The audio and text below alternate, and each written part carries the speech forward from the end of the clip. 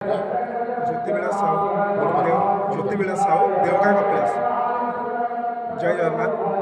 भक्तप्रिय माधव क्षेत्र दीनकृष्ण दास साधनार क्षेत्र शरण श्रीक्षेत्र एकघरिया पीठर भक्तकवि उद्देश्य महाप्रभु प्रति सप्ताह तुलसी नहीं जाती आमर अति प्रिय चिंटू बाबा आम मानकर श्री जगन्नाथ सेवा समिति देवगाँ कपिलास तरफ आम चिंटू बाबा माध्यम श्रीक्षेत्र अभिमुखे तुलसी पठाऊ। यही क्षेत्र महाप्रभु उद्देश्य प्रति सप्ताह तुलसी जीवा और महाप्रभु श्रीअंग धारण करवा एवं आम मैंने से सेवार रहा यह एक आम सौभाग्यर कथा महाप्रभुर अहदया। आज यही क्षेत्र में आम मैंने देखुचे महाप्रभु उद्देश्य नृसिंह विश्वशांति महायज्ञ अनुष्ठित होगी। यज्ञ शताधिक भक्त योगदान कर क्षेत्र को आहरी भक्तिमय परिवेश सृष्टि कर। जय जगन्नाथ। जय जगन्नाथ। मोर नाम हूँ भूपति भूषण साहू सदर जाजपुर जिलूर आसी विगत 3 वर्ष धरी आमर ये भक्तकवि दीनकृष्ण दास साधना पीठ सहित जड़ित अच्छी केवल महाप्रभुंर कृपा और करुणा ही मुझे जड़ित हो पारी। मोर सान भाई ज्योति ता सहित भेट होगा चिंटू बाबा सहित परिचित है और जानिली जे ये क्षेत्र केते कष्ट केते माने समस्त भक्ति और भाव क्षेत्र गढ़ी उठी से केवल आमर भक्तकवि दीनकृष्ण दास ही संभवपर हो पारी जे कि भक्ति बल स्वयं महाप्रभु को यही माटी को नहीं आसी 7 थर महाप्रभु ये आसी सहित लीलाखेला करके माटी आम आज ये ठिया आम निजी बहुत धन्य मन करूँ बस एतिक ही कहि। जय भक्तकवि दीनकृष्ण दास। जय जगन्नाथ। मो ना है सुनील कुमार परिडा एकघरिया ग्राम मो घर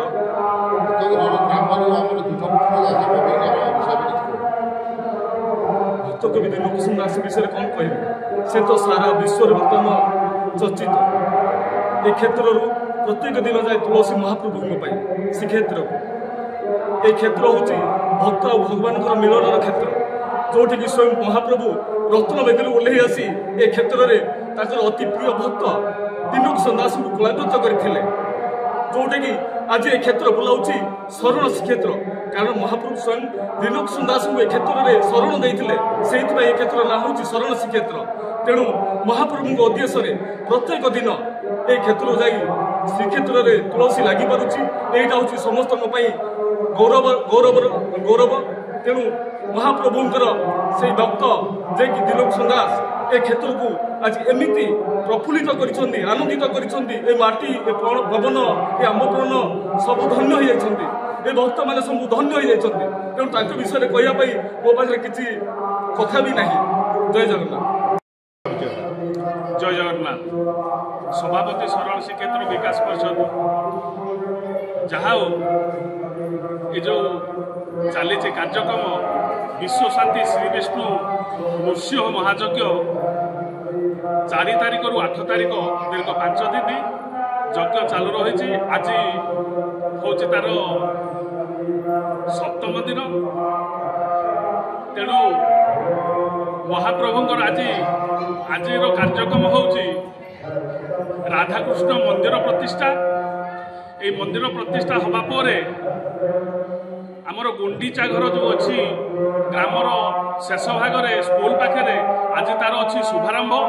तेणु भक्त मैंने आसुंच महा आनंद प्रसाद सेवन चली महाप्रभुंर यही भक्तकवि दीनकृष्ण दास साधना पीठ शरण श्रीक्षेत्र में भक्त मानकर समागम चली समस्तंकर भाव आउ भक्ति महाप्रभुंर मंदिर कार्य जारी रही।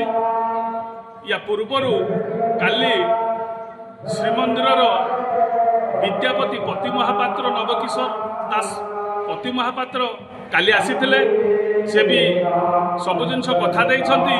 आर वर्ष यही समय यही माघ सप्तमी महाप्रभु रत्न सिंहासन विराजमान करेंगे गणना हिसाब से 2026 मसीह प्रतिष्ठा कथा से जाइछंती। शंकराचार्य आमर धर्मगुरु आउ पुरीर महाराज साथ कथा मंदिर प्रतिष्ठा 2026 मसीह हवा स्थिर केवल बाकी रही समय नीति निर्गंड नीति निर्गंड हिसाब से समय प्रतिष्ठा हम तेणु सबु भक्त मैंने जो प्रतिष्ठा हम समस्त इच्छा जे महाप्रभु को रत्न सिंहासन दर्शन करेंगे।